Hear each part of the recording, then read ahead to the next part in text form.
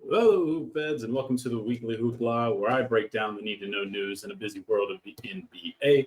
Before I get started, I just wanted to thank you again for watching, and of course, again, to shamelessly beg you to hit that thumbs up button.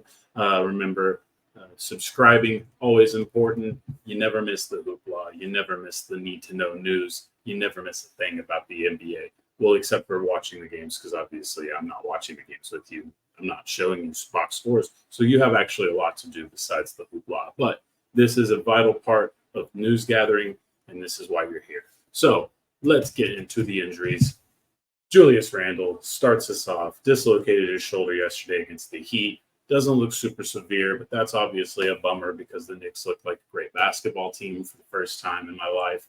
And I know there's a lot of people happy to see them at full form, maybe see what this team can do in the postseason, even if they maybe are still a move or an off season away from true contender status. This will be the first time the Knicks could really punch somebody in the mouth, make an Eastern Conference Finals, what have you. So we'll be excited to look at that.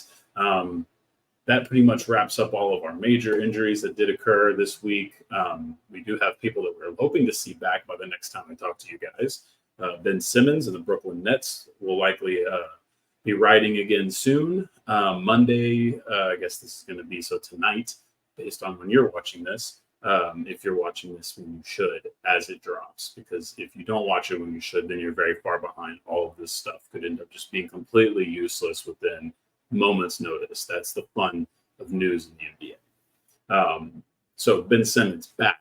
Like, remember we talked earlier in the season, Ben Simmons could miss some time. He could miss like a certain amount of time. Now it's been like a month past when I actually expected him to be back, which feels kind of reasonable given his history, but still it wasn't exactly the timetable given to the public either. So either way, this is a good thing for the Brooklyn Nets, for Ben Simmons' future as well. Of course, everybody wants to see what he just looks like. I mean, it looked fine to start the season, nothing too crazy, but more like a player, more like the version of him that people want to see on the basketball court, that the Ben Simmons that makes sense to basketball. Even if it wasn't the best version of that, it was still at least that, so it wasn't anything crazy. Still feels like there's a chance he can get back to some version of what he peaked out at least on the defensive level. But the back injuries are severe. These can destroy careers. Basketball is a serious issue, so we'll just have to keep looking at it as baby steps moving forward in his career. And for the Nets, we're going to talk about them towards the end of the news and the rumor cycle in this podcast. But really, this is a pivotal moment for them where they feel like they're stuck in a just rut of mediocrity at the moment, not just in their whole overall span of their franchise, but really in this moment in the season. Ben could really change that, could give them a little boost, put them above the top, at least get them into the status of, hey, this is a playoff team no matter how. No matter how they get there, they're a playoff team. They may not have a lot of chance to go far in the playoffs, but they're a talented team that can at least get to that point each season if they're kept together. And for kind of what Brooklyn's going through, it's not the best thing in the world, but also bottoming out and then you're not getting your own picks isn't the greatest thing either. So it's a double-edged sword. He can save that potentially. The Cleveland Cavaliers, we're going to talk about them in segments moving down into the later runs of the show here. But for right now, all you need to know is Evan Mobley's likely going to come back. This group has been looking amazing. Darius Garland has slowly interjected himself back into this rotation. So you're going to have probably the best version of this team that we've had. Probably still going to take a month or so. He's going to be on a minutes limit. That's no secret. Probably won't play back-to-backs. Darius Garland had a slow get back to. So really nothing too crazy here. I just want to say this is a great moment for us to kind of say, all right, this is the true start to the test, hopefully, of what this era of the Cleveland Cavaliers can be. Last year was a freebie. You didn't do so great in the playoffs, but you looked pretty good otherwise. So I think let's just build off that. Rebound from a tumultuous start to the year to having injury news that could have easily shut down a lesser team, to being here with your other players. This kind of feels like a great moment for the Cavs to build on whatever this era can be. And of course, it won't keep them out of the rumor mill, as we'll get to later on. But at this point, at least get you a little step closer to the goal, I think. And then finally, the guy who has come back already did sit a game 2, notable game today, Sunday as I'm recording. Cade Cunningham is back.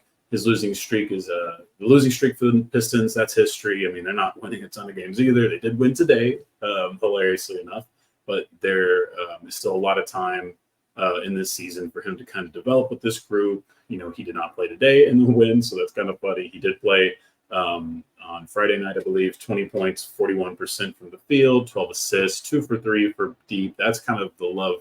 That's the thing I love to see on his score, because it's like, no, obviously he's not a part of this big 3-point, reliant kind of player. But 2 for 3 is kind of the thing I love about Cade, is that he's not going to take a lot, but he's going to, if he can make a high percentage of the ones he does take, because that means they're usually good shots, kind of the Chris Paul theory of shooting threes. And running the point guard position. And I would love to see Cade really master that, because of his size, his ability to do everything else. If he kind of has that Chris Paul ability to just knock down the ones he gets consistently, reliably, it's just the most painful 2 for 3, 3 for 4 we'll ever see on a box score, 3 for 5, whatever, on a box score, because they were just the most timely shots he needed to hit. So for Cade getting back, this is obviously important. For the Pistons, anything's better than what it's been. Obviously, the deadline's so close too. So once that's passed, then hey, at least this is the core that we're moving forward with. We're going to get into some head coaches getting fired. It doesn't appear Monty Williams is going to be one of them this season. So at least not during the season. So it's one of those things that I'm just happy to see young man come back. We will see what that actually ends up turning into down the road. But that's pretty much it for the injuries there. We've got a lot of stuff to cover today, since it was, what's new here today. The NBA was busy. It had a lot of shit going on. Even though we call this the doldrums of the season, Spo kind of even had some comments on it, talking about it like that.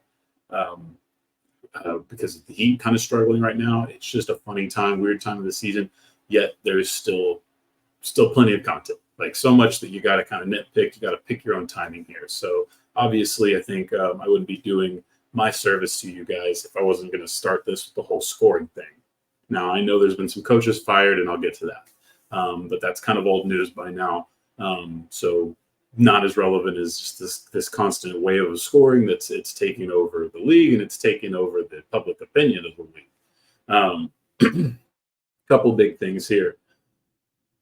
Starting on Monday, so of course the day after the podcast, or the day of the podcast dropping, Joel scores 70 at home against the Spurs. So not talking about a top flight group here, but you're talking about a decent group who started to gel together, figure out rotations and make them a more competitive team. Victor Wembanyama certainly coming into his own. Actually had a minutes restriction for a bit, seems to be coming off of that now. So this is actually not an awful Spurs team, except for the fact that they pretty much don't have the 5 that they would need to slow Joel down. So naturally, he went 24 for 41 from the field, only had 1 3-point make out of 2 attempts in the game. Thought that was a fun score, but I appreciate that in the era where everyone's accusing guys of chucking, and this is something we'll kind of talk about with this scoring thing. Joel just simply was like, well, y'all don't have the matchup is here. So I would be doing a service to myself, to the fans, to not do this. And of course, it was a track meet game. So there you go. He did have 21 free throw makes out of 23 attempts. That's not too crazy. It will be the highest of the totals of the guys that I'm going to list of this week. But really, I don't think that that's anything I don't know if that's the best indictment of the refs, or just a situation with Embiid versus San Antonio, where naturally the free throws were just going to accumulate a little bit more than they normally would for some other opponents. This is the most in 76ers history, because Wilt scored 100 in Philadelphia for the Warriors. So not only do we not have film for that, doesn't even really count for the team that currently exists and has existed there for the better part of basketball history. So just a funny little thing to bring up every time. I mean, I've always kind of looked at Kobe's 81. Thought, used to think unbiasedly, but maybe a little biasedly. That was always the greatest scoring performance, but ultimately, Wilt's 100 will always stand as the technical record. So we'll see if anyone could ever get close to it. Of course, that's why we're talking about this, because that same night, Karl Anthony Towns had 62 in a loss to the Charlotte Hornets in Minnesota. That's not awesome as a whole sentence there, but of course it gets a little more important to bring the context in now. Did go 10 of 15 shooting threes. That's obviously going to help a lot. You have only 10 out of 14 free throws. That's not obviously a whole lot when you're scoring 62 points, especially as a big man. 21 of 35, and that's why it's the concerning part, right? So allegedly, and now this has kind of been hearsay. I haven't really gotten into, if there is fact on this, I don't know that I've gotten into it enough to know myself, but essentially some believe that Joel already having 70, but at the time this game was at halftime, influenced Karl Anthony Towns to kind of chase the record, had his teammates also sort of encouraging him, and that's really not the end of the world. It is the Charlotte Hornets at home, right? Unfortunately, this did lead to a style of basketball that was a little bit more shot chucking, kind of lost the game out of that way. And then miraculously, a Charlotte Hornets team that we're definitely going to break into to start the rumors section of this, they beat you, and they beat you in a very, very embarrassing way for a team that's trying to have everybody take itself seriously as a contender. Outscored 36-18 in the fourth quarter. Chris Finch called it immature basketball. Then, of course, the next day, I think, walked his statement back a little bit, just sort of saying not a specific shot at Karl Anthony Towns, but that was still immature basketball nonetheless. Kind of something he says he doesn't really go to a ton, but felt like that was the necessary time, and that's fair. That's the way you can't handle these things, right? So obviously that's one of the negative sides of here. So then we get to Friday, right? Now we've had some other scoring outputs. You do Kevin Durant going for 40, but we have fucking PJ Washington going for 40 this week. There's been some baskets scored in the NBA, no doubt. But of course, Friday sort of was another moment here to capsulate this week in basketball where Luka scores 73 in Atlanta. That's the fourth most points ever in a basketball game, an NBA basketball game. It's the most in Dallas history, obviously. It's the most ever against the Atlanta Hawks, naturally. And really, when we talk about the free throw aspect of this, which I will definitely get into, I think reputation sort of played a factor into the way that public opinion has sort of reacted to this happening, these two 70-point games in the span of a week, which before this, you're talking more 70-point games in the last 13 months than in 28 years.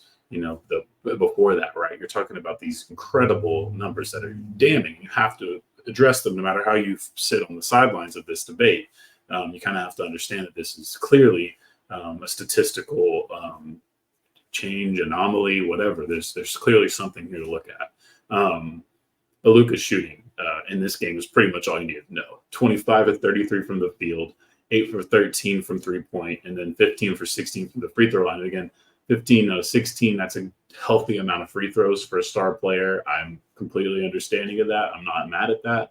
But only using 16 free throws to get to 73 points, I think that's kind of incredible. Joel had the 20s, was kind of in the low mid-20s. To me, anything higher than that mid-20s for a point total this high would be a little bit more of the fucking, a little more of that stuff. We've seen Giannis do it a little bit, but then for Giannis, it's kind of funny because it's like, well, if he makes that many free throws, I can't be that mad because he's a big dude. He's not supposed to make that many free throws that well either. So it's kind of a double-edged sword. So the goalpost does change based off the player. And of course, Luka has a history with the refs. He has a history of foul baiting. So there's a reason why people are ready to jump on his case for being the guy who does it. But either way, Luka, there you go. And of course, we can't forget to mention that the Hawks defense is abysmal. That team doesn't look like they want to be a team very much longer. And that's a team that will probably end up spending a good chunk of time once we get into the news and rumors about later. And of course, and really to tie up this very strange week, Devin Booker on the same night, a little bit later, scores 62 points in a loss to the Pacers. Yes, so we have the 70-point score and a 62-point score on Monday, 70-point win, 62-point lose. Same thing on Friday. And it's incredible because it's very fun. It's very fun. Talk about the bigs, kind of Joel and Karl Anthony Towns are sort of not necessarily on the same tier all the time, but they sort of fight for the same slots. And then obviously Devin and Luka have the direct rivalry or history of rivalry. So either way, Blazers are a team still trying to find defensive consistency with all the group that they have. A lot of changes going on there. They weren't that good of a defensive team before. They don't even have Halliburton. So even whatever you're building isn't exactly what's going to look like the finished product anyway. And then, of course, the Suns are still looking to fill up this whole core. And while the big three are playing well, they're scoring the ball well. They're a track meet team, and that's what we're going to get into when we talk about this just as a generality here, is track meet basketball is here, and it's abundant. And it's not just a couple of things. It's really just a natural change into the progression of basketball. And whether it needs a change or not is up for debate, and how we change it is definitely up for debate. So it was a game they could have won. It kind of comes down to the last possession. If you haven't seen it, go watch the final Suns Pacers on Friday night. Basically just a lot of bad shots and a lot of bad attempts to win that game from the Pacers, but just a ton of offensive rebounds, and then finally someone getting the ball into the net. So wild game on that one to go watch. Just one of those things that kind of shows you when we get down to when Phoenix is going to be mentioned and who they're going to be mentioned trying to acquire, you'll see that maybe that is a person that could have impacted that particular play and maybe given this team a win, because I know that sounds a little, romanticized from my point of view in hindsight, but like ultimately that is sort of what they need is they need that gritty rebounder. They need that extra size. They need that extra effort to make winning plays. And not on this night where Devin Booker plays well, they simply just can't. So what does that mean for the league? Look, I get it. It's not awesome. I don't love it entirely. But I think the more that I've kind of meditated on this and started to think about what this means, what the difference is, the more I read people's opinions, try to see both sides of it the best I can. I think that we see a couple of things here. And the one thing that I've already harped on, and I will continue to harp on because it's not been consistent my whole life, let alone this era, the last era, the era before that. The refs are not consistent in both the regular season and in the postseason, and they're not necessarily consistent from a given night. Look at Steph Curry. Just lost to a game Saturday night to the Lakers, 43-16 free throw ratio in a very tight loss. Easily could have been upset. Easily could have been agitated and specifically saying LeBron, Lakers, blah, blah, blah, right? He basically just summed it up as the inconsistencies need to stop. So if someone of his caliber in a desperate situation like they are can have the levity at 43-16 free throw ratio in a game. Now, I don't want to debate why all that matters. There's three-point shooting, there's size, there's so much that changes in that particular matchup as it is. But that's why I appreciated his words nonetheless. Inconsistent. It's inconsistent. How are these players supposed to play to the league when the whistle is this inconsistent from night to night, from moment to moment, from team to team, from part of the season to part of the season? So it's just one of those things where I think that as the NBA, you should have enough evidence by now to know. I think the league needs to tweak the rules, but I think they need to tweak them back towards a balance of defense and offense. In the 90s and the 2000s, when I was growing up, and the glow of the 90s, and into the less beautiful 2000s, it was dominated by great defense, aided by the rules destroying bad offenses, just atrocious offenses, like ISO ball heavy. I've talked about it before. If you've ever heard me talk about why I think the Spurs won so many titles when I was a kid, I think that they were playing team basketball in an era where no one else was, for the most part. Not that simplifies it all or takes away from anybody's greatness. I just think that it kind of does come down to that a lot more than it doesn't. And in the 2020s, we've had elite offense. Clearly, the skill sets, the players, it's all elite offense. We get it. Everyone's thinking offense. We get it. But now the rules also are dominantly skewed to the offense. That basically makes everybody else an average to what, it's elite offenses dominating average at best defenses. Because what's the best defense in basketball doing for 82 games. They're surviving. They're learning little things. They're not necessarily cutting their, they're not necessarily laying the groundwork of their season by saying, hey, we've gotten 80, we kept this team to 80 points, 90 points, 100 points, whatever you want to keep the mark at. These teams don't care anymore. They think that that's a stupid way to play because the injury severity is higher. So while they're executing, while they're working on all the little things, while they want to consistently maintain some level of like that point average and what they want to be at, they're not hypercritical. They're not prideful on it anymore. They're okay with these situations where you're playing a team that isn't good defensively and that you know that you can just outscore, that you can just have these track meet games. And that's really the final point of this, is it's track meet basketball is a result of too much basketball, the 82 games, the physical toll it would take to play that hard on defense for 82 games and then replicate it for a whole nother 2 months, basically in the playoff situation. It's much, much harder. I don't see where I can even blame teams for wanting to just play this Harlem Globetrotters version of basketball, put on a good show, great for the highlights, great for the body theoretically, as long as everybody's staying healthy and smart about how they're playing. And you kind of get it. Like, it kind of makes sense with all of the stresses and the goals that you have in the long NBA season, that teams are just saying, yeah, we need to focus on principles. We need to have these things. We need to have an underlining thing about our defense. We need to have some sort of consistency of what we keep our teams to. But I'm not tripping if my team's getting to 120 points every now and again because the team can just get hot. So they just get hot too. It's just one of those things that I'm not saying it happens every night, but I wouldn't be surprised if there are plenty of times throughout 82 games where a coach just understands that they can kind of pace this thing and just get one stop, two stops, not a series of stops, not a 5 to 10 minute stretch of stops like what I grew up with. So I just think that's changed. Maybe it's just because those are so impossible to get. That simple.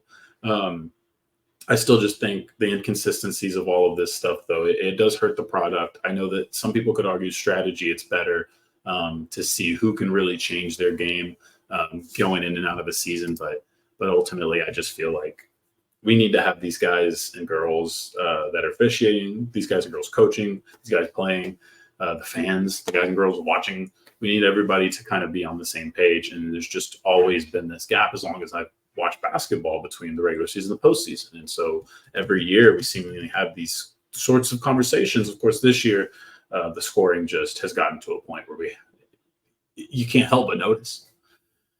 But moving in, we're going to have the coaches here. We have Adrian Griffin. We have Doc Rivers. It's a fateful tale we're about to tell you here for the Milwaukee Bucks.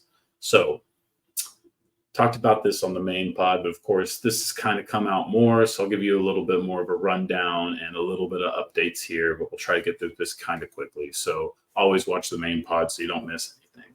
Sorry to do it to you, but that's how the content game works. So at about 2 p.m. Central Standard Time on Tuesday, the 23rd, we find out that Adrian Griffin's been fired via Woj bomb. There's some defensive scheme issues. There's a lot of player buy-in issues. That's pretty much the easiest way you can summarize why it would have made sense for them to fire a coach that had a great record and was in the second seed of the Eastern Conference.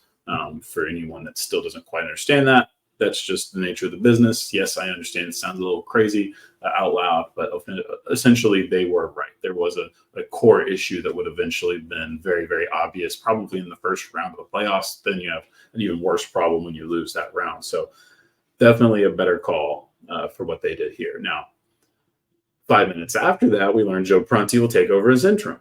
Cool. That makes sense. He's done it before. Someone's got to do it. Not a big deal, right? Who knows how long it could take to hire? Who do they have? Who knows, right? It'll probably take us maybe like a couple of hours to maybe see some candidate names dropped out. We'll see. No. 5 more minutes later, and we learn that the Bucks have a short list, a very short list. This is the list. And it's with only name included in this report, Doc Rivers. I don't remember if it was Woj or Shams. Probably Woj. Doc Rivers is on the short list, and it's shocking in one hand because it's very soon, very, very soon. But it's like, okay, I guess you're in the middle of the season. You know, if you're going to make this big decision, you got to be ready to go, right? So, okay, on that one hand, I get it. But then on the other hand, you did this for Doc Rivers. And we'll get into that later, but I just want that to sink in again because I've talked about it already on the main pod. But I mean, Doc Rivers. This is the sure bet. Anyway, pause that for a moment. Tuesday night, with Shams and others backing up Woj's report that there's only interest in Doc, that it's pretty much just Doc and no one else, CNN reports that Doc has been hired. That comes out of complete left field. CNN has never reported on this stuff as long as I've been watching basketball. Don't think they have anybody who's even specifically doing this. They had CNN Sports that doesn't even really exist anymore. So it's just one of those things where I don't know what the fuck happened here. Then that gets said on NBA TV and inside the NBA, as well as published all over Bleacher Report. Now, I guess, again, on the main pod, we talked about some theories that one particular theory I found on the internet from a New York Times investigative reporter, I believe, where they kind of had a theory on how it happened. Who cares? Whatever you want to believe. It's brand synergy. At least they were unified, right? Now, CNN claims it was fully vetted, but never gets attributed to anybody. Still not attributed to anybody, which is very, very, very, very weird in this era of news breaking. Like, I'm trying to name these people that I'm quoting because, like, I know I don't have all the views in the world, but, like, these people are pissy about this stuff, man. They want their name attached to this news. It's a big deal. Very surprising that no one would want to take credit for this, for outscooping Woj and Shams, Jake Fisher, Mark Stein, Chris Haynes, all these other people. The same. Officially, Woj gets his tweet off Wednesday around noon. The Doc is the head coach. And that's basically, in basketball terms now, it's official as far as we're concerned. But it still left the question of what the fuck happened with CNN. We don't really know. We literally don't really know. Don't know that I care, but maybe I'll come back around and see if we ever find out what the hell happened there. Either way, Doc Rivers is the head coach. What's interesting about that? Well, allegedly, Doc Rivers was one of Adrian Griffin's advisors. It's something we talked about on the main pod, but I wanted to bring it up again because Chris Haynes and Mark Stein on their podcast said that they knew that offer was made to him, but that they don't know that he ever accepted it or not. That's a pretty important distinction. Maybe then they didn't necessarily say that it was untrue. They just said that we might be misreading what happened. So there you go. There's your little bit of nuance. Believe what you want to believe. We also know that the general manager, John Horst, never planned on talking to the public until the end of the business on Wednesday anyway, probably to make sure that the Doc was official, whatever, give the 24 hours, not have to answer the awkward questions about CNN, whatever. But once he did, he refused to answer Doc's questions and kept it focused on Adrian Griffin, which I think is a respectable thing to do in that situation. And then the official press conference came Friday night where Doc awkwardly said that he wouldn't wish this on anybody. And does he mean that for himself? For Adrian Griffin? For Milwaukee Bucks fans? Who? For Giannis? Who? That was just a very strange thing. And of course, you can always say, hey, that's taking a soundbite and running with it. But this is what I mean with Doc Rivers. This is what Doc is. Doc is a divisive character. I don't know why he does it. I don't know what he gets out of it. It's just his nature. It's just, he doesn't even look like he's doing it, but he's doing it. It's so consistent at this point. His deal is worth $40 million over the next 3.5 seasons. Of course, the half season, meaning this one. And he did go to college in Marquette. My sister goes to Marquette, so I'm happy to see that. And I get that there's a little bit more of a natural connection there. But I'm worried that they just sort of got the sexy, guy on the market with, that's from the area kind of, that can wrangle the stars together. We talked about it on the main pod, but man, I don't have a lot of faith in that one, if I'm being honest with you. Don't have a lot of faith. Whew. So we'll see. Milwaukee, I'm not going to judge it too fast. Again, the history is weird. The way this happened was weird. Giannis said he didn't have anything to do with it, but that's also like, even if it's true, Giannis, I'm sorry, no one can believe you based off of the history we have with other athletes. It's unfortunate, but it's true. Like, I don't know what to help you with there. So on the other side of this, Wes Unseld, Brian Keefe. Washington Wizards fired their head coach, Wes Unseld. Jeff Zilgett of USA Today broke the news. Feels like the nice way to fire somebody where you give them the advisor role and then they have their assistant step up. And then it's like, all right, here's your audition. You've been an assistant for a while. See what you do with it. They already won a game. It was just against the Pistons. So whatever, take it for it is. I'm not even going to spend a lot of time on it because as much as Wes Unseld is a nice, guy, his dad obviously is probably at this point the best Washington Wizards / Bullets player ever. So obviously meant a lot to the franchise. They had to handle that one a little gracefully. At the same time, probably the right decision to some extent. When you make that decision is weird, especially with the deadline coming and being one of the hotter teams to make a move. That's just weird. But either way, that's where we're at with it. Washington Wizards, you need a new head coach. Sorry, don't mean to blow you off, but we're going to get back to you momentarily. It's just you didn't fire it very juicy. You did the Detroit boring way. You did the Dwayne Casey, we really like you, but we're going to go spend all this money on Monty Williams because we're kind of stupid. You want a job? All right. Boom. It's the rumor mill time. I didn't get my ticker started, so I'm just going to throw my ticker on there right there. And remember to like the Hoopla, subscribe to the Hoopla, and become one with the Hoopla. But let's get over to the rumor mill. We start with the deals. We only have one to report. Yes, the deadline has not been super exciting thus far. No, I can't promise you it's going to get any better. But hey, it always might. That's the fun of this season. Terry Rozier is now a member of the Miami Heat. Kyle Lowry and a protected first-round pick are now members of the Charlotte Hornets organization. For how long remains to be determined. It remains to be seen. At least that first rounder, probably a good bet to stay there, though. Tip you off on that. The Heat made a pretty good move here. Of course, they've been named in DeJounte Murray talks, but this pretty much eliminates them in that regard. They sent this out for a guy who makes a pretty good salary here, about $25 million, but it's not fully guaranteed. And 25-26, so you have a kind of worst case scenario in 2 seasons, or at least if this doesn't work out this season, next season, you kind of can get an escape clause there. Should work really well. Now that it has not worked really well, spoiler alert, since they've actually traded for him. But the team doesn't seem to be in the best position in the world. We know what the Heat do. I don't want to bury anybody this quickly into anything, so we're not going to go that far. But it is worth noting that it has not actually gone very well. The first round pick is lottery protected in 2027, and it is unprotected in 2028. So it's also not an awful value for the Hornets. I know I've seen some people not necessarily excited about that. Terry Rozier has been great this season. I don't expect him to continue to play as badly as the team has played as badly as they've had since he's gotten to Miami. I do think that that's a good match and it will work eventually.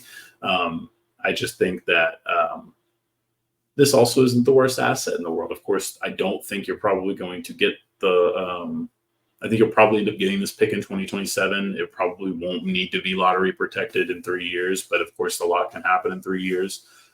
So either way, that's not the worst place in the world to go. You weren't going to get the 2 picks. You weren't going to get the amazing young player. You get Kyle Lowry.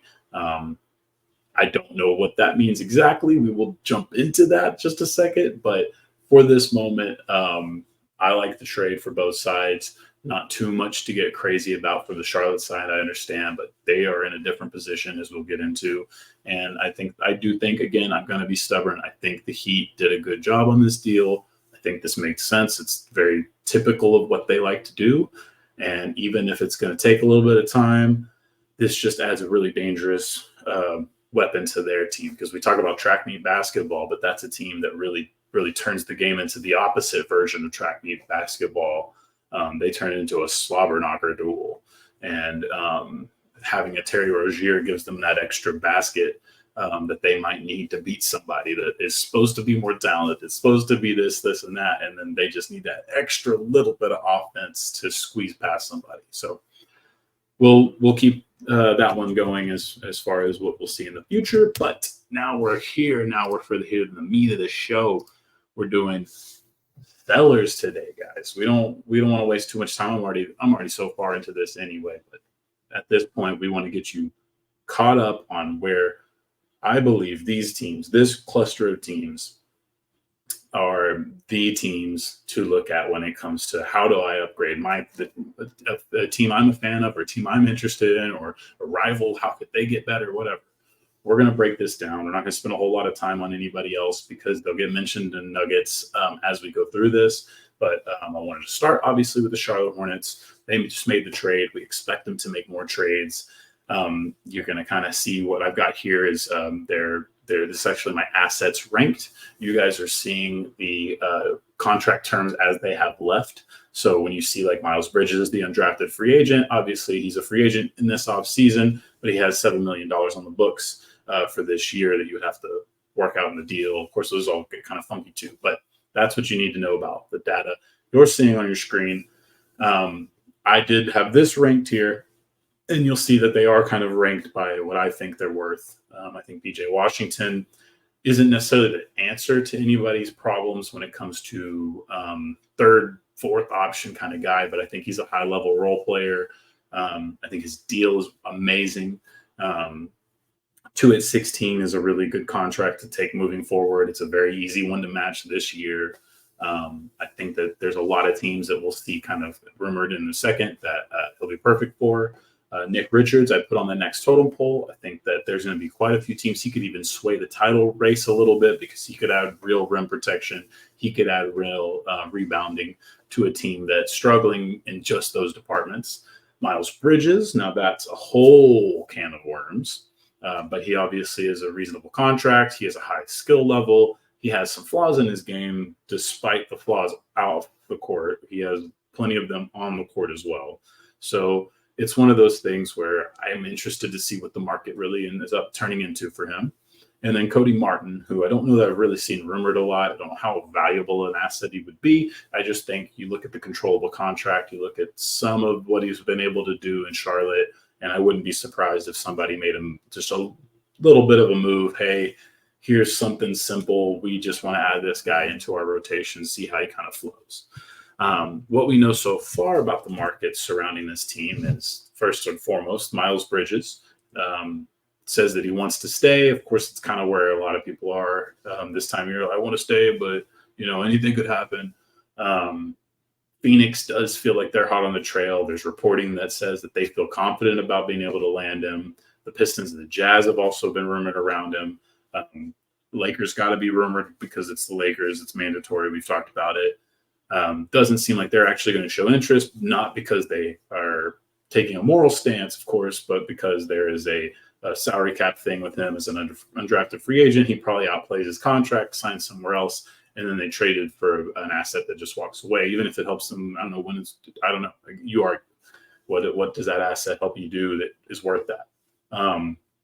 Suns are probably the team that I think would also circle in on Miles, obviously, but not only him, Nick Richards, if they can pull that off, even just Nick Richards alone, I think would be great. But I don't know that they have any assets at all to pull off a deal for Bridges, for Nick Richards. I don't know where you get the rest of those second picks. What player do they have that really is that interesting? I just don't see. I don't know that I see it, but Nick Richards, nonetheless, is a name that I think could help them really swing the title race. It's a guy who I think in this, as I mentioned earlier, is a guy who could have rebounded that shot and helped Devin Booker's 62 points not been for nothing. So that's an interesting part of it. Woj has said that the for sale sign's still up.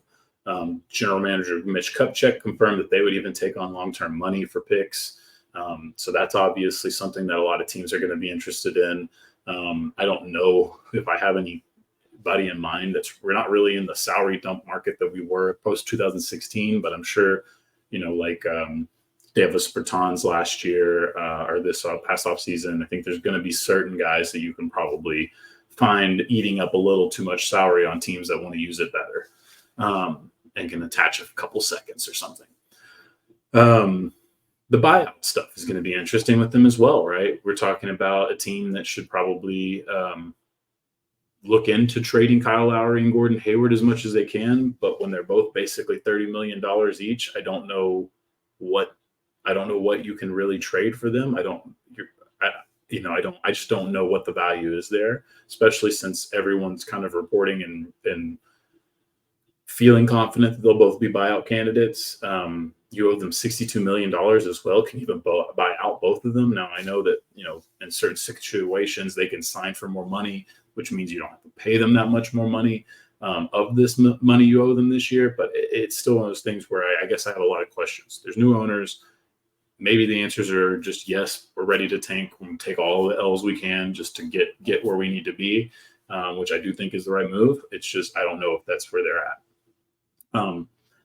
Then Zach Lowe, final little post here. He talked about Oklahoma City being in the business of PJ Washington. And I know that we're talking Charlotte Hornets, but I kind of want to just briefly jump into the Oklahoma City Thunder here just to say, I agree. I mean, I love PJ Washington there. I love PJ Washington in almost any situation, as long as someone's not bringing him in to be a 2 or a 3, right? And I mean that by like ranking on the team, not like position. So I would agree with the Thunder as well, but it's a team that doesn't feel like they're ready to do anything. And I would be very surprised, but excited to see them make a move, especially a win now move like that one. All right, moving into our next team to gut and steal all of their assets. But it's fun because these teams aren't like good teams. These are teams that like probably should consider all the decisions that are ahead of them because they suck. Washington Wizards. The trade assets ranked here, you'll see Daniel Gafford. I think the rim protection, I think the contract, I think the rebounding. I think there's plenty of stuff with Gafford that just the size, the strength. I think there's plenty of reasons why Gafford is somebody any team could talk themselves into. The fact that his price point comes at a reasonable amount also means that a really good team could add him just as a rotational piece, not even necessarily needing him to start. So that makes him my number one asset in Washington. Tyus Jones, similar thing. Turnover to assist ratio is going to be awesome all the time. You're going to have a pretty good defensive player just by effort, by knowledge. You're not going to have a great defensive player based off of physical ability. That just is what it is. Obviously, the biggest part, though, here, he's an undrafted free agent. He's an unrestricted free agent. So he's going to be able to command maybe an overpay. Maybe you get him for the right deal, whatever. So it's just an interesting one to see if people really feel like Tyus Jones is a starting level point guard or if they would just rather have him as a combo guard coming off the bench, whatever it is, because that could drastically depend on how much people want to give up for him and then pay for him in the offseason. Kyle Kuzma is the sexiest name on this list. He's got more of the ability to score than the rest of these guys, but at 4 more years, 3 years, 22 a year, it's not the worst case scenario. It's just a good chunk of change for Kyle Kuzma. So it's the locking into defense all the time isn't great. The shooting consistencies aren't always awesome. So I don't hate it. And then I guess my biggest issue with Kuzma is I'm afraid of the price. We'll get to that. Denny Avdia at 4 years left, $13 million. So you have to trade him. He's only at 8 this year. I think there would be some sort of issue with trading him that would also matter, but I don't have that cap knowledge in my brain. Either way, he's going to go up to 13 a year starting next year, or around 13 a year starting next year. So still a good asset. Somebody who I think a lot of people kind of like Rui Hachimura last year. It's like, the Wizards just screwed this guy up. Let's get him into our building. Maybe we can make it work. And so I think the cost also probably is going to be pretty good there. So I would not be surprised if Avdia was gone. And then Corey Kispert. That's kind of a wild card. I don't know if I've actually heard anybody mention Corey Kispert's name, which is probably why he's put where he is at. But I think he's a really useful NBA player. I just don't know how much they care about using him. So that'll be interesting under a rookie-controlled contract for quite a while. Obviously makes him a really nice asset as well. So don't know that there would really be anyone more of use for his services than the team he's currently on, which definitely matters. But we'll see. What we know so far about this is that the Knicks and the Rockets are two of the teams most publicly interested and linked to Daniel Gafford. I think both of those are awesome. Like I said, a contender getting Daniel Gafford isn't very likely, and I think that particular contender would be really deadly, given the combination of what all they have. Like, I mean, I don't know that the top end is what you need, but man, you'd be talking about a roster that is really, really complete and stout and deep, and I would be interested to see how far that Knicks team could push it. I definitely think it would revitalize a lot of the love for the fans have to see that kind of a group attain something. And then the Rockets. I mean, the Rockets have made a lot of good decisions. The Alperen Sengun looks amazing, but hey, let's add rim protection around it. Let's get a big stout five. I agree. Daniel Gafford could come in a nice price range and at least keeps you competitive this season to sneak into the play-in playoffs and get a little experience. Woj says teams are calling on Kyle Kuzma, but they're not locked in, and that kind of is like what I was talking about earlier. I mean, you kind of love the price, you kind of love the idea of the player, you kind of don't love everything else that could potentially come with that, when especially it means the price tag. Mark Stein suggested the Mavericks and the Kings were two of the teams calling the most. I think those are both fairly fine teams. I think the Mavs, I could see the use a little bit more right now. The Kings, I guess it's not a bad way to aggregate the salary you currently have, but I also don't know if that's the move that you want to make. And then Brian Windhorst talked about Tyus Jones and Denny Abdia and how they're getting calls. And like I said, I think that those are both useful players. They're both playing on terrible teams. But at the same time, I don't know that the price is going to be right for Abdia.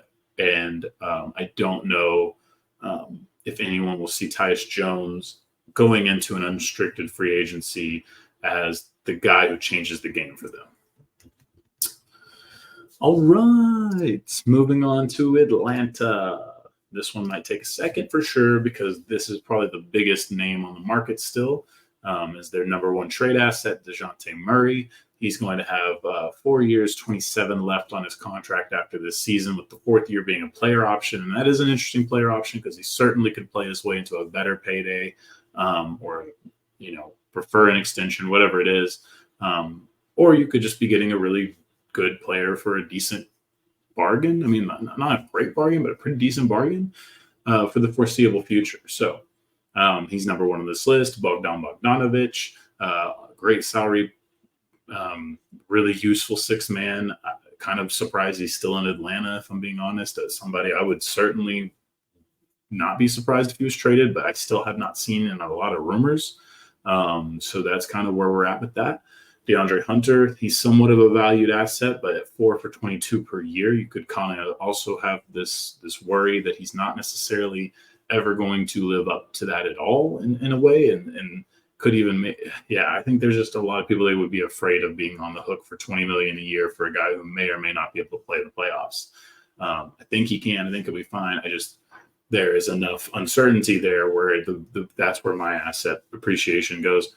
Sadiq Bey is going to be a restricted free agent. I mean, honestly, this is kind of a situation where I don't know if it's just better for Atlanta to continue to incubate this kid than to pawn him off somewhere else at this point. But he's a useful talent. He's had some hot games in this league. He plays I think can be a pluggable player for a lot of teams. So if the price is right and they're ready to deal with his restricted free agency in the offseason as well, which could be a nothing story, or it could be a way you lose the asset. I just think that's why he ranks that low for me. And then AJ Griffin, talented kid who just basically does not get run for this current Atlanta Hawks team. Number of reasons could go into that, but he's a first rounder controlled for a while, so it'll be interesting to see. Of course, his dad just getting fired. I don't really know how that plays into everything. It could just be a tough time for the Griffin household. And then Clint Capella, you get one more year at $20 million of Clint Capella. Otherwise, I think I'd have him higher because I don't think he's completely useless. But if I have to eat another $20 million next season, I think that's tough to swallow. So that's tough. But what we know so far about this team, they want 2 first-round picks and a player for DeJounte Murray. Then they also have to eat a $13 million trade bonus when they do make the move, if they do make the move. That's definitely an important decision-making tool. They called the Pistons and basically were told no. The Knicks have basically told Michael Scotto of Hoops Hype that the price is too high on DeJounte Murray. And then the Lakers are pretty much the only team that seems left that are still valuing him as the direct upgrade, because we've already had Philadelphia kind of publicly say no. Miami went a different route. The chairs are starting to get pulled out, and this is helping the Lakers in some extent, but we'll talk about how maybe there is a little bit of a weird part there. Woj doesn't say anything solid at all with these two teams talking, and then Sam Amick says that he thinks the Lakers have separated themselves, like I just mentioned. So I'm very confused as to who to actually believe in that situation. We do know that the Hawks don't want D'Angelo Russell necessarily. We also know that D'Angelo Russell's playing very well, which makes him a little bit harder to trade. We know they like Austin Reeves. Do the Lakers like the possibility of Austin Reeves going with the 2 first-round picks for DeJounte Murray to pair DeJounte, D'Angelo, and co? That's the question. And I think that may be what I would do, but I don't know that's where the Lakers' hearts actually lie at the moment. And I think that makes the DeJounte Murray sweepstakes very interesting, and maybe honestly even something that does linger into the offseason. Boom! To the next team. There's a few. Sorry. Toronto Raptors, Bruce Brown, Jakob Poeltl, Gary Trent Jr., Chris Boucher. Chris Boucher is very likely to go. I think he'd be the last guy that actually won the title with them on the roster. And then Bruce Brown's probably the biggest name that matters. Jakob Poeltl, Gary Trent, not necessarily in rumors, but not necessarily off the table either, given the report that RJ Barrett, Emmanuel Quickley, and Scotty Barnes are the only ones off limits.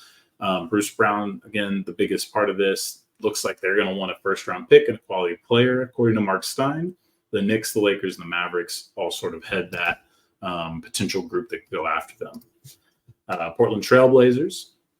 We're going to just rapid fire some of these a little bit, because that one, I mean, there's not a whole lot to go on the Toronto Raptors. They've got one guy that I think is interesting at this point. They've blown their nut, but there's still a little bit more. Portland Trailblazers. Got Anthony Simons. Not at all on any rumors, but I do think is an interesting asset. Probably would be the top one if he was available. You'd have 2 more years at $20 million. Malcolm Brogdon, I think that one's not an awful asset. If it was expiring, if it wasn't $20 million again next year, I think I would be frustrated. I would be scared. Jeremy Grant, I think that obviously we'll talk about him, but there's a lot of money there. Matisse Thybulle, there's a lot of inconsistency there. And Robert Williams, there's a lot of injuries there. Specifically, he's currently injured. But these are all their assets. These are all guys that I think we should be looking at with this group. Mark Stein says teams don't believe the Blazers want to make a move on Jeremy Grant. He also noted that Robert Williams in Houston could make a lot of sense because they don't necessarily need him for this season, and he would be a great value play for the future at a position of need. So teams like Houston are also in this category, maybe in New Orleans.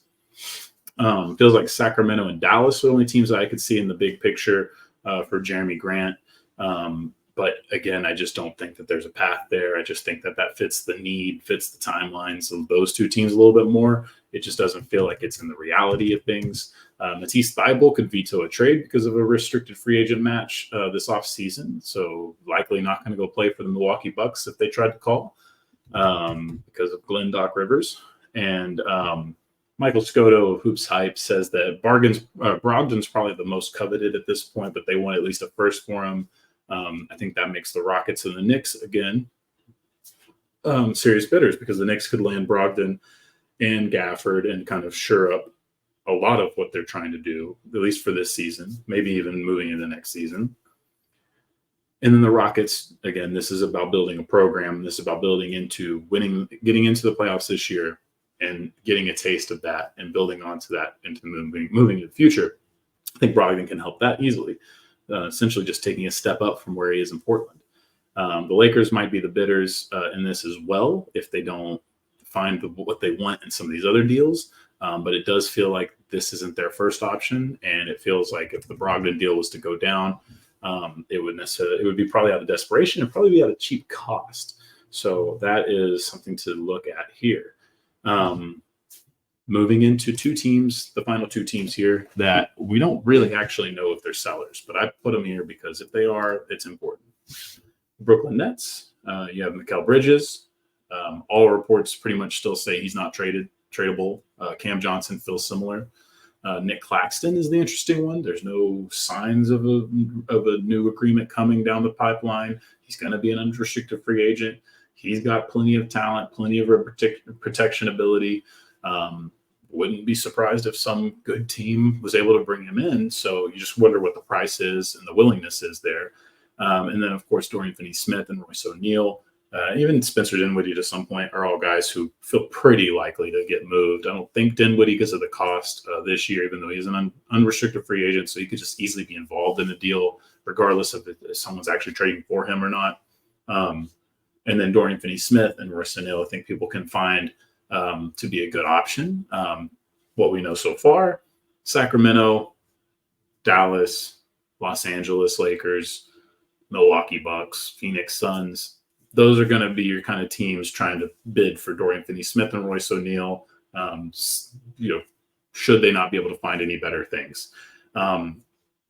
Again, that's not an awful thing for the franchise. They need to recoup some assets, but at the time, I don't think either of those guys is going to bring you back. Some of the crazy reports think Dorian had 2 first-rounders on his head at one time. That's crazy. Even if you really feel like you're a team, that's a tough one to see. So we'll see. Maybe a good, talented young player that was a first-round pick is the more logical way to get that trade done, but it's tough for me to move that way otherwise. And the Chicago Bulls. Well, we started this season with Chicago Bulls rumors. We've driven through this whole thing with Chicago Bull rumors. We're still here on Chicago Bull rumors. I have there listed Alex Caruso, I think, is their number 1 asset. I think DeMar DeRozan's second. I think DeMar's been pretty good. He's expensive this season, but then you can renegotiate a deal next season. Pat Williams is a restricted free agent, but cheap this year. I think there's an iffy play there, but there's a lot of potential. Andre Drummond actually feels like a good little value play that somebody could make on the playoff push. $3 million a year player. Obviously, it's very easy to make that move financially. Zach LaVine. Yeah, I had him that low. I mean, this contract is not great. The history is not great. The injuries aren't great. There's a lot of things piling up on the Bulls right now, and what should usually be an awesome asset is just depreciated to the point where I don't know what the true value of him is anymore.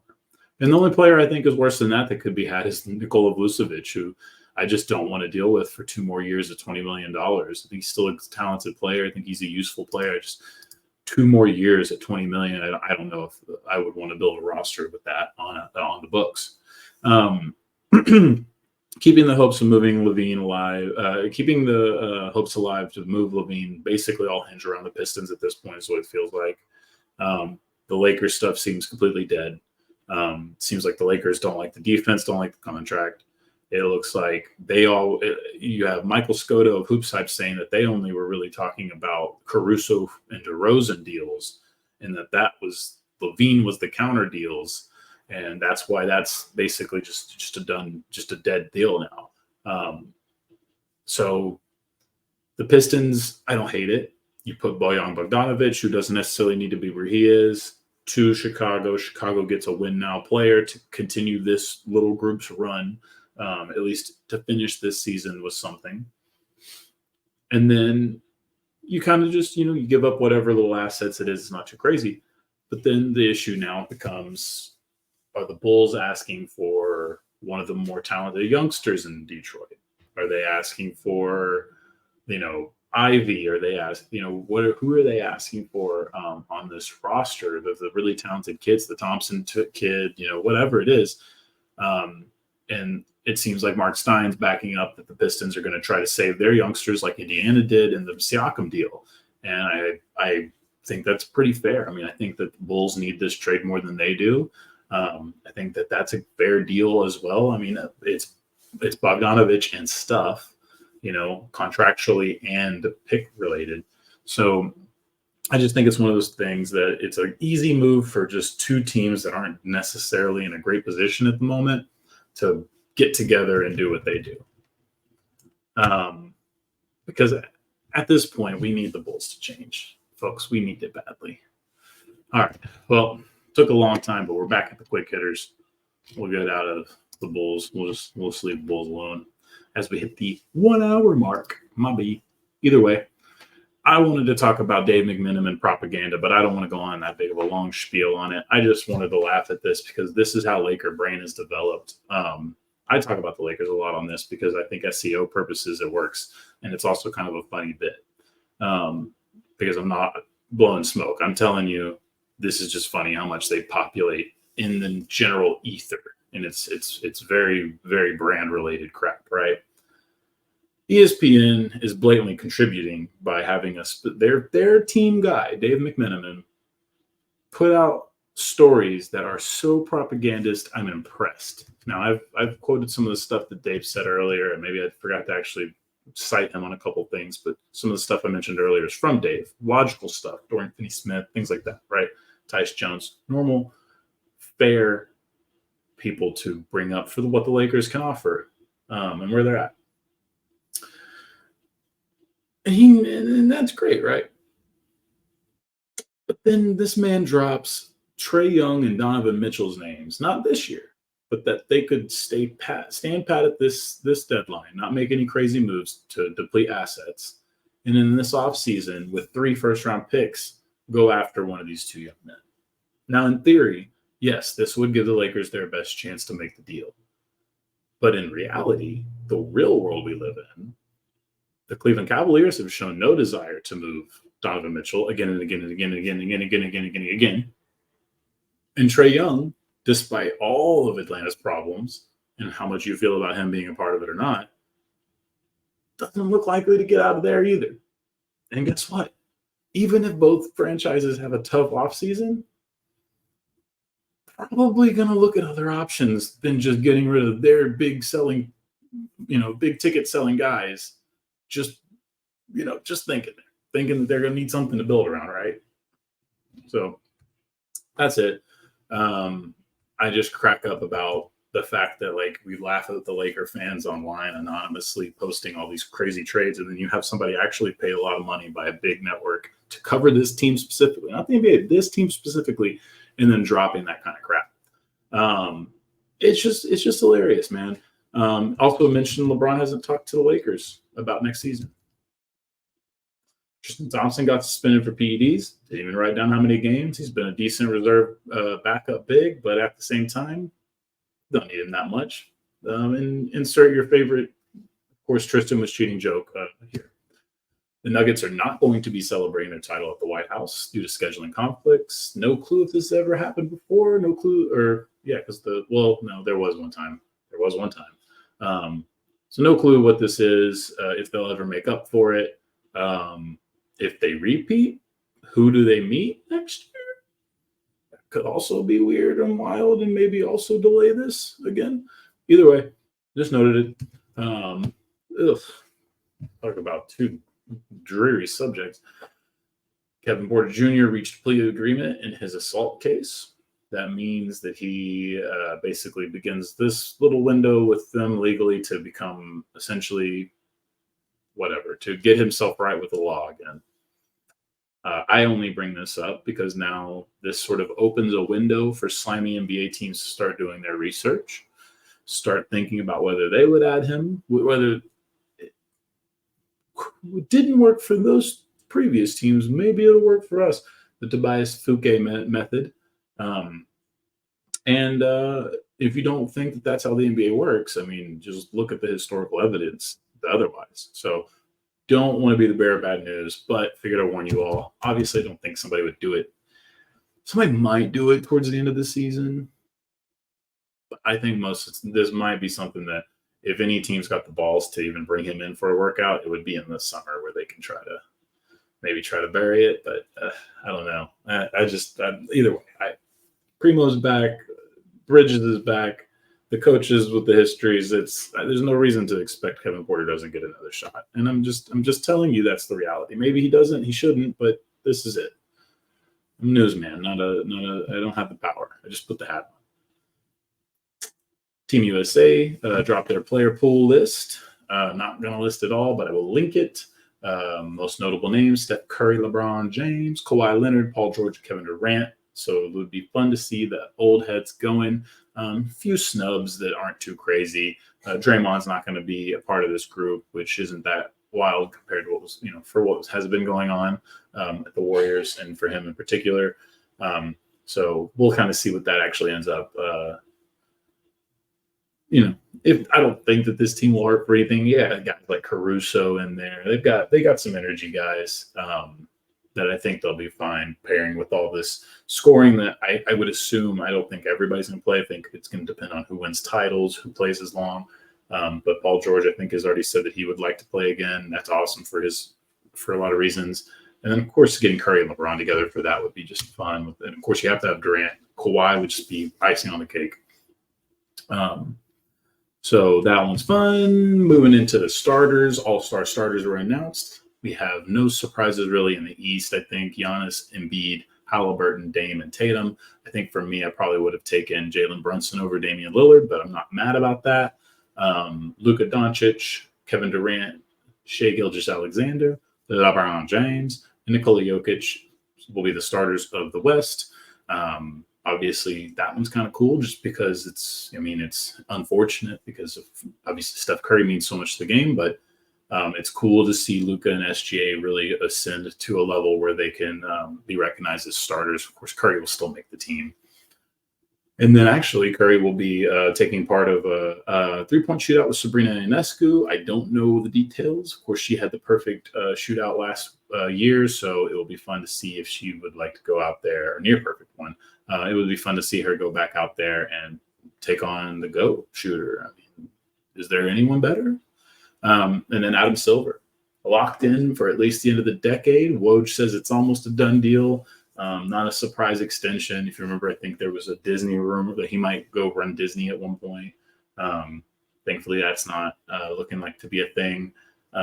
This extension probably also helps that from happening. And even if you don't like Adam Silver, you have to understand TV rights deals are important, like very, very important, like as important as any non-basketball related thing to basketball.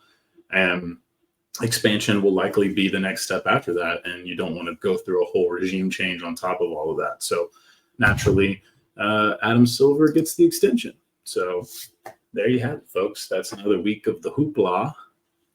Thank you all again for enjoying. Tried to make a little bit more fun this year with the sellers, or this week with the sellers. I think next week we'll go into the buyers. I'm honestly hoping that next week I'll have plenty of deals to break down, but we will see.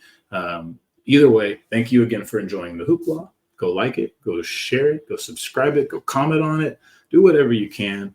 Maybe even go our NBA on Reddit and post this. It's self-promotion if I do it, but not if you do it, right? I'm just saying.